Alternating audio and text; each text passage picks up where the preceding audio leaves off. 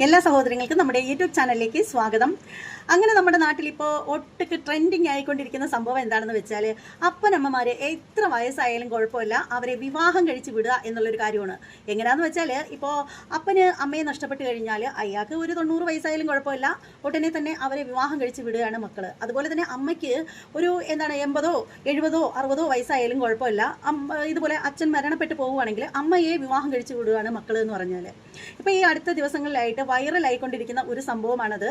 ഇപ്പോൾ ഒറ്റപ്പെട്ടൊരു സംഭവമൊന്നും ആണെന്ന് പറയാൻ പറ്റില്ല. കാരണം ഇപ്പോൾ കൊല്ലത്തൊരെണ്ണം കഴിഞ്ഞു. അതിനു മുമ്പ് പല സ്ഥലങ്ങളിലും ഇതുപോലെ വൈറൽ വിവാഹങ്ങൾ നടന്നിട്ടുണ്ടായിരുന്നു.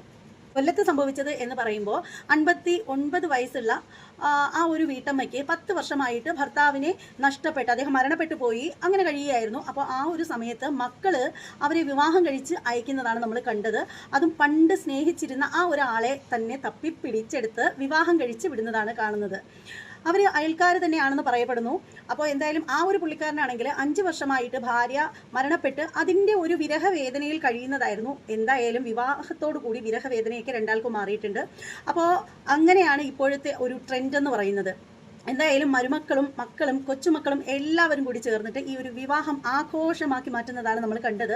ഇവിടെ പലരും പറയുന്ന ഒരു കാര്യം എന്ന് വെച്ചാൽ, അവർക്ക് ഒറ്റപ്പെടലിൽ നിന്ന് രക്ഷപ്പെടാനായിട്ട് അവർ വിവാഹം കഴിക്കുന്നതിൽ എന്താ പ്രശ്നമൊന്നും ഒരു പ്രശ്നവുമില്ല. പക്ഷേ സോഷ്യൽ മീഡിയയിൽ കൊണ്ടുവന്ന് ഈ ഒരു വിഷയത്തെ ഭയങ്കരമായിട്ട് വൈറലാക്കി വിടുന്നതിന് ആ ഒരു സംഭവത്തെ തന്നെയാണ് നമുക്കൊക്കെ എതിർപ്പുള്ളത്.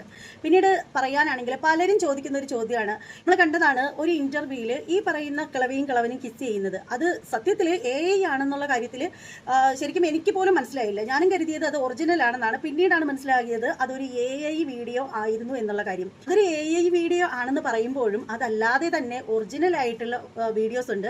അത് എന്തായാലും ഞാൻ ഇവിടെ കൊടുക്കുന്നുണ്ട് കേട്ടോ. ഇത് AI ആണെന്ന് പറയുന്നവർക്ക് നല്ല